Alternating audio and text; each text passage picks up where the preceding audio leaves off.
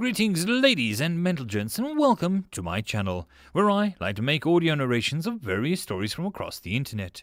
In this series we'll be focusing on the web novel There Is No Epic Lucha, Only Puns, from the website ReUpload, and in this video we'll be doing chapters 7 to 9. I hope that you enjoy. There Is No Epic Lucha, Only Puns, chapter 7, Innocence and Gobs. Gob picked up another room as they wandered the forest, a few more sticky flowers and a few branches in his arms. Master Delta needed more rooms. Her dungeon was becoming filled with them, and that had to mean that she loved them that much.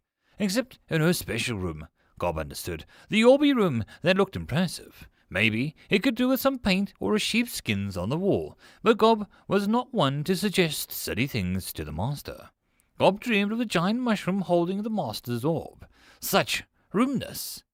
Gob sighed, his tusks making a squat face look delighted. A branch broke and Gob turned, branch in hand, and he snarled at his brother, Hop coming running, with a large rock in hand. They paused as a little man stared at them. A long hair and puffy fur it wore made a man-child look like some lamb. Hop hesitated and then looked at Gob for guidance. "Man see us," he said, clearly unhappy about being snuck up on by the man-child. Hop grunted. "Smash?" He wondered, and then the man-child made a mewing sound and fell back as she tried to turn too fast. Normal Gob culture would dictate that if hungry, man-child was food. If full, it was toy. If this was no longer about Gob ways anymore. A new element existed for them. Delta ways. I don't want to kill people. Delta, the safe protector and the rescuer of him and his brother, did not want the man-blood in her name. "No smash, let go. No time for games," Gob reminded, and quickly gathered up more forest bounty. Hop snorted and made a dismissive growl towards the lamb-child. It got up and ran for the break in the trees when the forest ended and the fields began. It stopped and looked back at Gob and gave it one last look before he ran off towards the dungeon. He heard another man calling. Where there was man-childs, there were plenty of mans. One on one, they made the Gobs look weak. To beat a man, a Gob must be clever, quick and ready to die, or at least bring lots of other Gobs. Gob grinned as he ran into the dungeon a few minutes later. To beat a man in a dungeon, a Gob only had to collect rooms. Delta pondered that she kept missing the changes in her menu due to short attention span. She hovered over the boss room, watching with pleasure as Bacon swallowed another mushroom. Her feelings towards these ignorant fungi was quite odd, but Delta just accepted it. Aside from the vile taste, the mushrooms gave her an ample target of focus her anger on, targets that she could actually affect. So, after focusing again, she looked at the new upgrade purchase that she had missed. Upgrade the core room to reflect the status of having a first floor boss, 20 DP. Upgrade the core room to reflect the status of consuming many mushrooms, 20 DP. Only one upgrade from floor 1 can affect the core room. The other option will be locked. Oh no. Whichever choice would Delta be forced to pick? What grand choice would she be forced to give up? Delta smashed the boss upgrade button with a furious scream. Death to the mushrooms, the vile little demons. Delta would only spare her mushies. Fran just shook his head at her voice. Delta felt her face go pink, and she quietly left the room as she had forgotten Fran, as well as her monsters could hear her. The crawl room was grinding and shifting as she approached. It didn't take long to settle into its new decor. A singular earth sphere that held her orb was now replaced with a pillar rising from the ground and another reaching down from the ceiling. The two pillars met at her core and sealed it into place. The orange light glowed slyly, looking like it had been unearthed by the stone platform around it. In the middle of the room had been erected around the pillar as if to worship the orb in some manner. Only 3 steps separated the platform from the soil. On either side of those steps was 2 medium statues of Fran atop of Bacon, holding their spears above the steps like a door arch. One had to cross under. The 2 statues, like mirrors, perfectly similar down to the Delta could see. The details weren't amazing, but it was good enough that Delta had no trouble making out Fran's eyes in the slits of his helmet. The pillars holding her orb had 6 sides on the side facing the stairs. The title, Sir Fran the Big Knight, was carved clearly. It still had left a lot of names on the other 6 sides, more if the top pillar could also be had names, and almost endless amount of names could share the same space on the side. Delta walked slowly around the room, feeling pride grow in her chest. Sure, she didn't know this would be the result, but Fran, the boss room, her new core room. Delta had earned it with the help of her monsters and her own general messing about. It wasn't much in the grand or any scheme of things, but to her this was important. This room symbolized one very important thing to her: progress. Delta slowed and sat down on her new stairs, trying to pretend like she was hugging her knees. Progress meant that she hadn't given up. Delta hadn't sat down and waited for someone to find her and end her. Delta hadn't cried, too scared to do anything, while Hob and Gob never got into contracts. She hadn't stopped trying to, even when the mushrooms made her feel ill. Maybe the room didn't mean progress. Perhaps adventurous. It would be the ultimate progression. The end. But to Delta, she stood and stretched out her arms as if refreshed by the room. It showed how brave she had been, how silly this all was in the end. That wasn't important to hold on to. Delta saw how easily she could lose herself. Delta, the Dungeon Core, had become Dungeon Core Delta. The same words, different girl.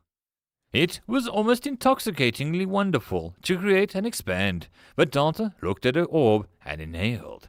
Progress for progression's sake was pointless. This all had to mean something to her. Or she could go mad, or crazy, or turn into some machine that saw little kids barely into the teens walking bags of mana. Delta walked out of the room, determined to see what else she could do. Determined to ask why to each and everything that she built, mutated, grew, forged, unearthed, summoned, and designed.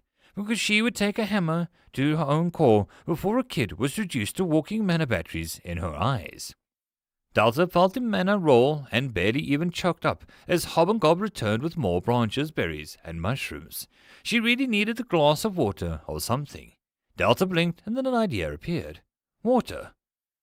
But she had no buckets. Wait. She had wood and stone. Why doesn't she have a bucket design? Delta opened her menu, and her menu beat her to it. Wooden bucket has been added to the item menu as a quick design. 3 mana. Delta closed her eyes and counted to 10 and gave up at 5. Are you telling me I can make things if I know them? She tried to throttle the menu and it vanished with an alarming ding. Stone spoon, Delta yelled. Spoon being added to wooden clogs. Wooden clogs being added to wooden sword. Child's toy has been added. Chair. Wooden chair has been added. Stone goblin figurine. Stone goblin figurine.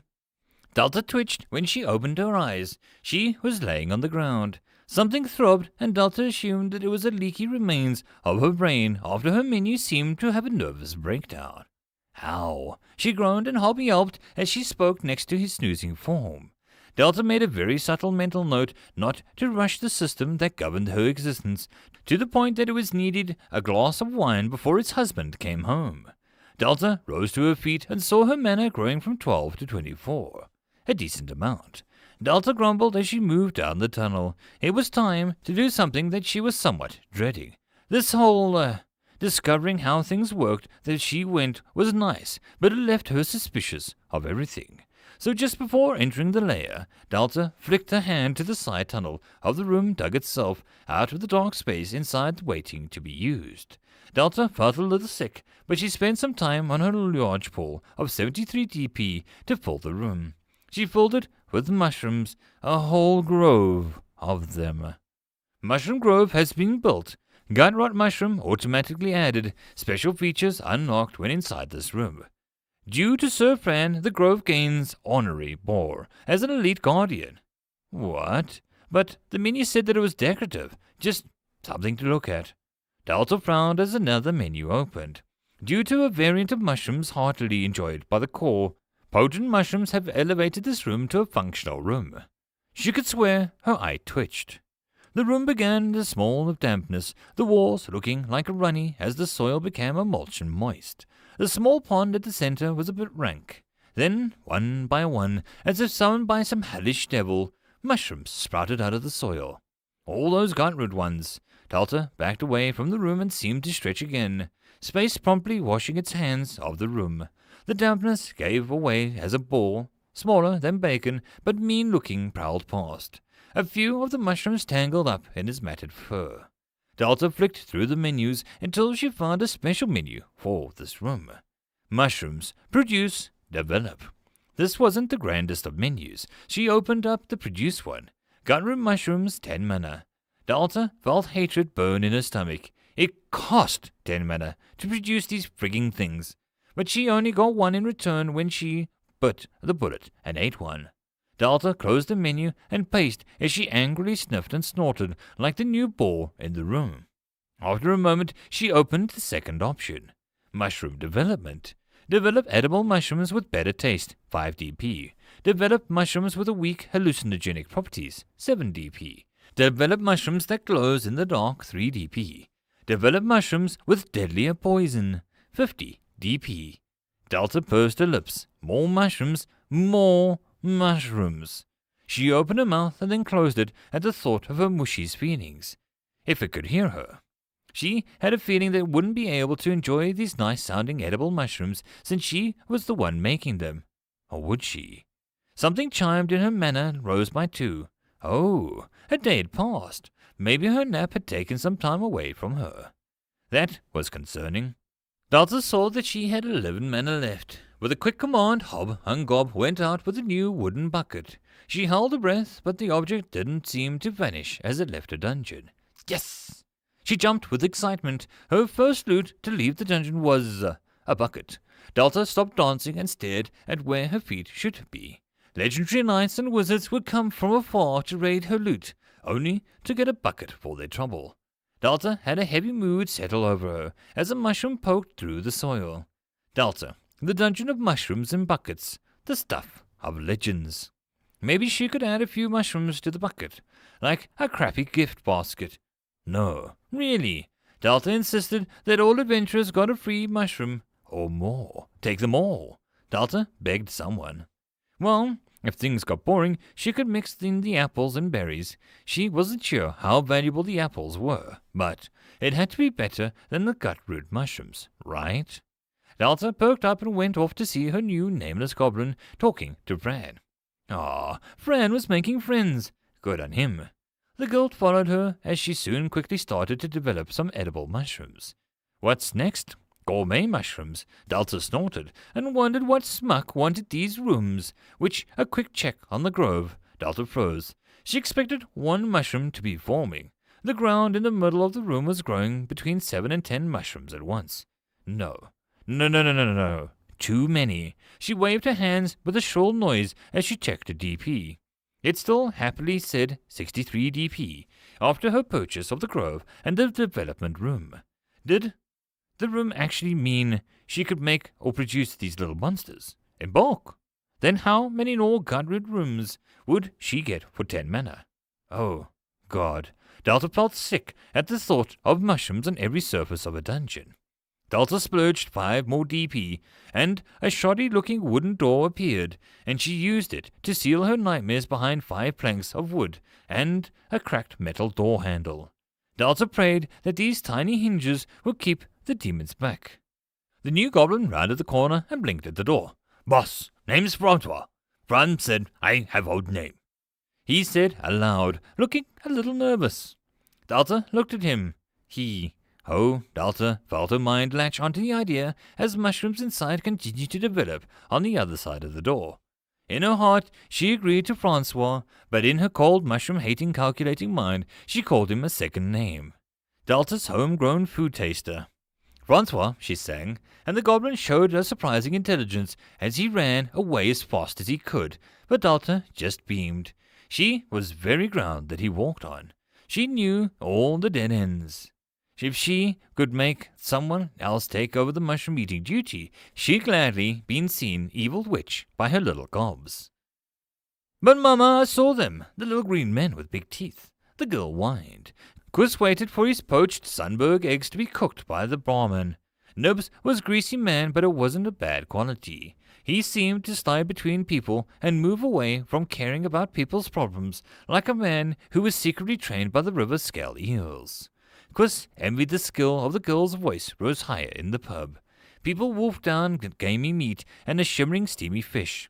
They were collecting those bad mushrooms and branches. They saw me. She said with another sigh, "Goblins eat little girls. No goblin saw you, or they would be in his belly." The mother chided. Harsh, but true. The girl had a fighter spirit in her, however, and refused to back down.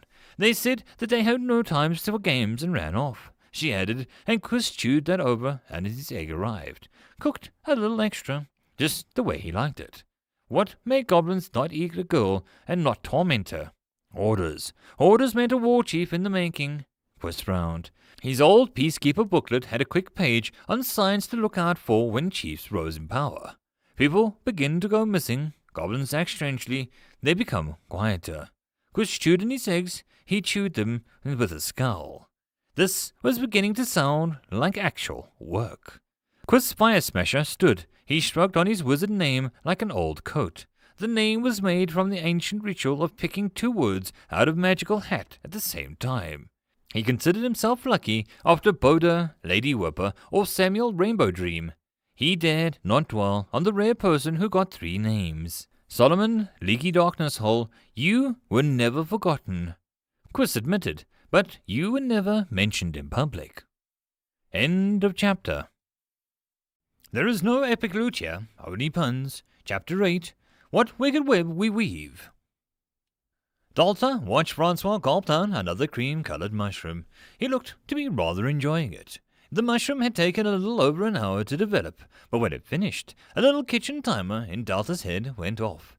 It was cute, the noise, but Dalta suspected that she was being made fun of. It was also concerning for later, the noise in her head when multiple developments would be finishing. Alarming. Francois looked puzzled at her snickering. Shame quickly filling her after the pun spurred her own recheck of the menu. Crunchy mushroom, 3 mana. A slightly odd mushroom, while not at all that good, can provide some nutrition, leaves an aftertaste that lingers. These mushrooms were just pale and featureless, unlike Gutrot, which were evil. These mushrooms seemed to make her little goblin happy as he chewed. Delta made a face as Francois smacked his little face. Though that might be due to more of the simple-mindedness of the goblin mind than a refined palate. Leaving the goblin to eat the rest of her harvest, Delta went to ponder what her dungeon had and didn't have. Gob and Hob still hadn't returned with the water, and she hoped that they were all right. Sure, they were her only means of collecting resources and cheating the system, but Delta was more concerned about them just coming back. The brothers seemed, Delta shook her head, that there was no denying it. Hob and Gob were important to her in a way that if they decided to never leave the dungeon again, Delta would provide for them, regardless. She cared for the little guys. It wasn't something that she felt shame or annoyance over. The Gobs had asked for nothing and saved Delta from a very tedious start to her new life, providing something to look forward to each time that they left and returned to tell her stories and fetched quests. It was such a normal act that the greeting of a friend to talk that followed that she felt more than a little grateful towards them. Shaking her head for such thoughts, Delta decided to do what she did best to pass the time. Mess with the menu and hope for the best. With only 4 mana, there wasn't much that she could do. The mushroom grove had proven more than its weight in cost. Way to develop less poisonous mushrooms and maybe some more interesting strains. What other options did her less interesting purchases hide? Her fingers hovered over the spiders and bats. Delta held her finger down. Common spider. Simple black spider creates 5 spiders per summon. These little hand-sized creatures can add atmosphere and some free decorations to your dungeons. As a basic creature, they cannot evolve unless some unique element or being is absorbed by the dungeon. Common bat. A simple brown bat creates 2 bats per summoning. The average size of the bat hangs about your dungeon to give out atmosphere and freak out the most easily startled of adventurers. As the basic creatures, they cannot evolve unless some unique element or being is absorbed by the dungeon. Basic creatures was a new item. Delta felt like some cliché popular girl as she read them aloud. Such a basic spider, she said to herself and then snorted. Delta paced the hallway, nodding to Mushy as she passed. Her basic creatures were classification between monster and decoration. Not really what you wanted to protect the core, or something to create a dungeon that might be able to use some excess mana to make their dungeon look more, spooky. It seemed that a little waste, but Delta had learned her lesson after the upteenth time since waking up, dismissing nothing. Everything was permitted. The lion made sense in her head, so Delta tried to imagine the use of these basic creatures. Could spiders make some webs to slow people down? Then the bats could scare people? So, just like what her menu said that they would do, Delta mumbled as she turned and walked back down the hall. The pacing was great. Pacing let her feel like she was some CEO of a Dungeon Inc. Mr. Cyclops, fetch me 10 a.m. readings. Dear Satan, Mr. Werewolf, have you seen these figures? Our goblins are doing a protest. They want 3 more mushrooms a month. Delta mimed, throwing papers in the air. Laughing to herself until she calmed down, Delta sighed and tried to imagine taking any of this seriously, to the point that she got upset over spiders and bats. Delta didn't have the time to be so asinine over the details. She'd get things done when she got them done. That was when Hob and Gob returned, carrying a bucket that sloshed and split as with the liquid on the ground. Delta raced towards them like a kid who had been waiting all day for someone to bring her presents for Christmas. Gob poured the water on the dungeon floor, and Hob dropped some shiny rocks and pebbles. The water soaked in and the soil dried instantly, and the water was turned into mana and DP. Common water absorbed, algae absorbed, pebbles absorbed. Water themes unlocked a menu. Delta grinned. You did awesome, guys. She praised, and her mana jumped from 4 to 26. That water was pretty good for the mana refill. The DP was now sitting at 85, and Delta was starting to feel like a hoarder. Hob and Gob, best gobs. Hob boasted, and Gob enthusiastically backing him up with nodding. Delta let them go and was about to turn with a small cheer before another menu popped up. Mushroom Grove will now develop all mushrooms at faster rate for 1 less DP across all options due to water element. Delta waved the menu away. Away, demon, away with you, she hissed, and flicked, and a new pop-up took its place. Goblins upgrade unlocked. All Tier 1 goblins can now be summoned with a bag of rocks to throw at the targets, 5 DP. Now that's what I like, Delta cheered and shrugged, purchasing the upgrade to spend it on something. She zoomed over to Hob and Gob to see that the bag appeared to the sides. It bulged with both the Gobs looking inside. Rocks? Gob asked, and Hob grinned. Rocks, he cheered, and he threw one at the bushy in the tunnel. Delta gasped as the mushroom snarled, more filled with green liquid. Both goblins ran screaming as bits of sick-looking spit hit the walls and splattered down. Well, Delta never accused him of being smart. It was pretty nice, however, that the basic goblin upgrade extended to her contracted monsters. She had a feeling that she was not truly catching on to the potential of the contracted monsters yet. Aside from being able to leave the dungeon, there had to be something else. Delta would have to keep waging a war with the menus to tease out its secrets. A quick look at her menu showed her a few things. Pond room, a room with a medium pond where fishing can take place, 10 DP. That was neat, except for strapping wooden fake shark fins onto her goblins. Delta had no fish for the people to fish for. Still, options never hurt until they trapped her in a spiraling trap of unable to choose what to purchase. But for now, she was rich in DP. Delta rubbed her hands as she saw the new tab unlocked in the menu. Research menu. Irrigation. Study how to use water more efficiently to reduce the costs of crops when requiring water. 10 DP. Basic wooden equipment. Be able to create weapons and basic armor of wood for loot drops and contracted monsters able to use weapons. 5 DP. Basic stone equipment. Be able to create weapons of basic armor of stone for loot drops or for contracted monsters to be able to use weapons. Research was a word that smart people messed about with, Delta knew. As a modest shut-in, that research meant that part of the game where you were able to take old, boring units or buildings and make them into somewhat still relevant pieces in the later game, or take early parts of the game and using it to stay alive. Agro might be able to produce more for less, for example. Delta pursed her lips. She thought came down to how she reduced the cost of a room. A whopping 20 mana was still a bank drainer at this point. Core improvement mana generator. She asked aloud. Her menu didn't respond in any fashion. Yeah, figured that would be too easy. She agreed amiably. Delta didn't begrudge the system for not letting her take such an easy route. Delta had the tools to carve herself a way to sustain herself in her monsters. And it was just before her eyes in some fashion that Delta was in no rush to do something stupid when there was no direct danger yet. Instead, she decided to fill her dungeon with spiders. Delta would later regret this decision on many levels. Looking at her mental map, Delta decided that she needed to mix things up once she had more mana. A new tunnel and another room. For now, she created a room that connected to the first tunnel in the dungeon. It hollowed out, and Delta took a small walkabout, admiring the almost perfectionist level of soil removal. She then flexed her fingers. She purchased the spiders with 5 DP, and 5 of them things scuttled out of the hole in the middle of the room. The first thing that happened was that Delta vacated the room without a word. Perhaps it was a new life or a stolen slew of memories, the excitement of her new powers, but the fact that Delta did not like spiders seemed to have escaped her. She peered into the room, and the spiders sort of just moved around in interest in some of the new space. Maybe this wasn't so bad. They almost looked cute. One of them turned towards her, and Delta fled. 8 eyes of death and nightmare stared into the Corey's soul. Delta knew that she should have started with bats, but the idea had just gripped her.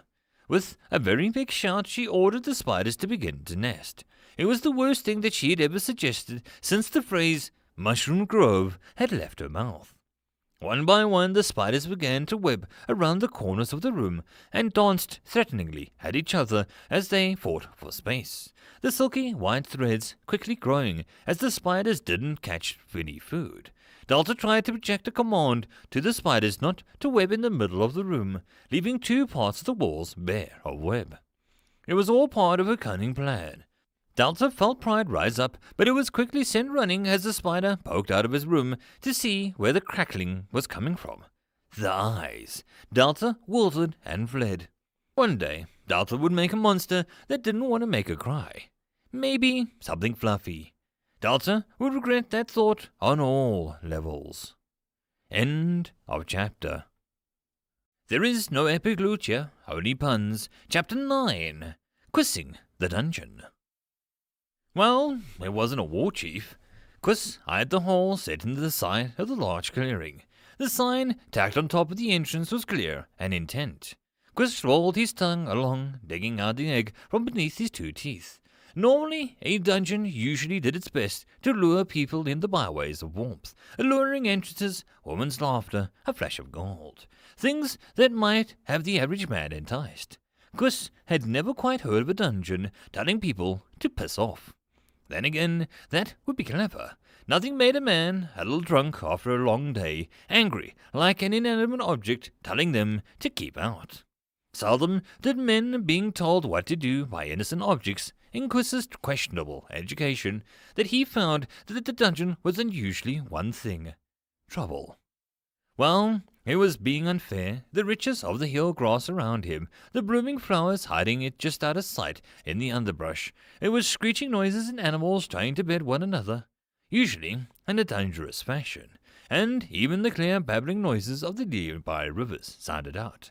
Dungeons were good for the land. It was akin to a blackout that sucked up the crappy mana and the object that leaked out a much better mana over time.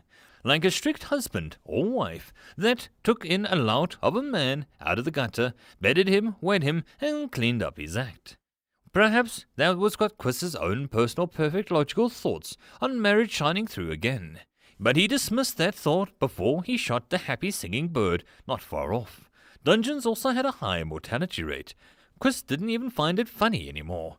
Idiots waited in lines for months for a turn in the slimy dungeon, and instead of training, they would sleep and gamble away the grandfather's rusty set of mithril armor that definitely would have saved their lives. Quiss honestly found the dungeon culture to be a bit of a mess. Valruon had a handful of things. A great city had been built around one once and then and promptly collapsed as they failed to take into account that such things as trade routes, seasonal changes, general meaning of what it would take to keep a city running, or for random chance loot drops and chests that may or may not kill you. Last he heard, the city had decided to downgrade to a heroic villa for adventurers to spend the day in a spa before heading off to strike mediocre riches or die from the slime that looked like a mundane slime but was actually a royal Jenny. Common mistake, not one people, often made twice. His research into the deepest, darkest tombs and scrolls that had revealed the way to discern the way to tell the difference. The royal jelly had a tiny crown and oozed with elegance. Quist turned and, without much hurry, walked back to the village. He needed to call a town meeting that meant waking up Haldi. Quist's features soured to the point that he felt ill. Why did he have to wake Haldi? He sighed as he patted his navy jacket. Peacekeeper duties at their finest. He briefly entertained the idea of letting the dungeon be and ignore it until problems cropped up. But it sounded like it had already eaten one hunting party and a farmer, and maybe a pig. Those were problems. Quist rolled his tongue again, and his eyes on the forest at the far side. The thought came into his head despite his protests. The monsters in the forest would be drawn to this area. Goblins, unreasonably large spiders, lizard people who decided to kill other people, and angry bushes. Quist hoped that the bushes stayed in the forest. He'd rather not fight them again.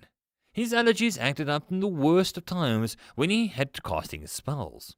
A fireball was not meant to defy the natural order like it did the last time when he sneezed mid-cast and burned a goblin into a duck. The room of webs was coming along nicely. Delta zipped in and zipped back out, doing the dance when she thought some web had pierced reality and touched her ghostly self.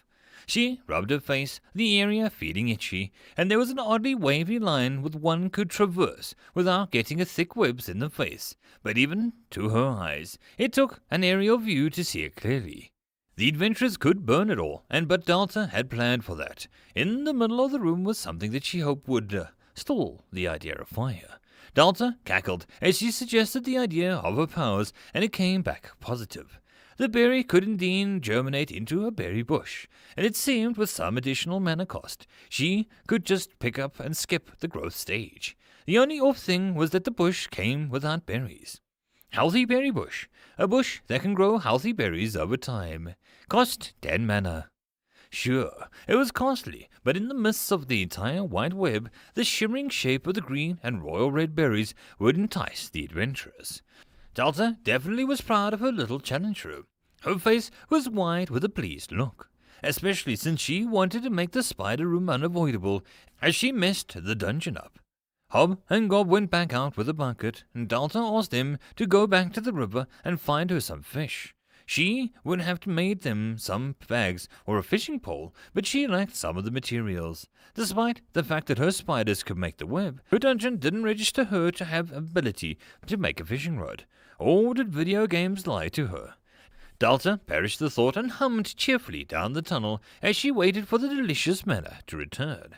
Still, with nothing to do, she peeked in on the grove and got another development going.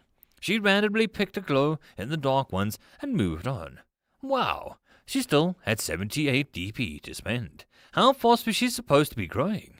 Shrugging, Delta read through the menus, looking for something to catch her eye. Upgrade dungeon dirt walls into wood-reinforced dirt walls 10 DP. Delta looked around and then purchased it, with a small thrill running through her body. And then the dungeon shook. Oh, no. Stop making that noise, she begged as the entire floor shook harder, and the walls began to glow softly like a firework, flashed brightly, as Delta's non-physical eyes go blind. Flipping flops, she cursed, as she rubbed at them. The shaking stopped and Delta blinked blearily at the almost solid-looking dirt that her tunnels now had. Word that planks of wood were across some patches. Every so often the dirt was oddly angled and pieces of lumber had nailed to support beams, never straight and never fully hiding the dirt behind it. The tunnels were also a little roomier. Delta felt off like someone had just added an extra ear to the one side of her head. She tried to pace up at the space and made her confused. This was a little annoying. Her depth and spatial awareness were now shot to fudge. She paced and tried to ignore the extra foot and a half with the tunnels that they now had. Delta paced, trying to find her stride, forgetting to purchase anything else for a while. "Haldy," Quiz called into the deep darkness. The yawning abyss of the doorway before Quiz beckoned him closer, like a snake with a hypnotic rattle. Quiz refused to parley with the darkness, ignoring it like the ex-lover that had spilt wine on his favorite Mad Magician's monthly and expected him to hurry up and get over it. Well, sadly for the darkness, Quiz Fire Smasher held grudges like a pro mage, often with no reason and often lasting until the grave took him, and even then he would come back as a ghost just to spite them. It was just the small things. "Haldy," he yelled, and the air trembled as the being inside shifted. People on the street behind him grabbed the young or old and hurried away. Quiz yearned for one of them to take his hand and hurry away with him. No one did, and Quiz chalked that up to another reason to dislike people. The master of this terrible place approached the sunlight, and it seemed to move equally away from him. "Haldy?" Quiz repeated, and the figure moved closer. "Ah, Quiz, come for another sample," the old man offered with a smile. Quiz ignored the silver dish of various cheese and cocktail sticks, holding them together. The man was a little over eternity. His features ranged from ghastly to nightmarish. His average speed per word was just between glacial and time-stopping. "Haldy, I need to use the bell," Quiz said calmly, ignoring how one of the cheese samples was bubbling. Haldy nodded twice. Quiz was sure the seasons passed by the time that it took Haldy to finish the second nod. The smell of the building wafted out. It wasn't cheese. No, it would be normal for Haldy to be a cheesemaker. No. The smell that leaked out of Haldy's shop seemed like a forgotten space between the second and third layer of the abyss. Out of the 142 layers, the first 20 weren't so bad in terms of dying. So, people just felt mild discomfort when shopping here for cheese in this town. No one talked about it and its implications. No one really cared enough, or had enough willpower to face Haldy in a conversation longer than 5 minutes. The one conversation that did last long had been the legendary, and the Archmage had died on the spot. His ghost fleeing for the hills. Haldy had been ruling with the cheese fist from the darkness, by accident. He was actually just a very nice man, but Quiz wanted to cry. He was so boring. However, when most men were still presumably in the evolutionary stage of bacteria, Haldy had purchased the oldest church in town. He was the only church in the town with a bell. And the Durance law, the covenant of the pact, overruled by agreement between 3 wizards, was overturned by the barbershop quartet from the Dark Ages. Town meetings could only be forced by the ringing of the church bell, by standard practice still held today. So Haldy nodded and then opened his mouth. "I learned the most interesting about cheese last month. Did you know?" Haldy began, and the stairs at the far end looked blocked off by the cheese crates. They would need to be moved, but something had leaked over them, making them sticky to the touch. Warmed by a basilisk and then fondue can actually leak out of the sweet stick. Haldy went on, and Quiz grew weak. He must hurry before the cheesy abyss took him. End of chapter. That, my friends, concludes this episode. I hope that you enjoyed. If you wish to support the author of the story, there will be a link below. If you wish to support this channel, there are multiple ways to do so, which will all also be linked below. But the easiest way would be to subscribe and share my videos as much as possible. And until next time, I hope you all have a good one. And I'll see you all in the next video. Cheers.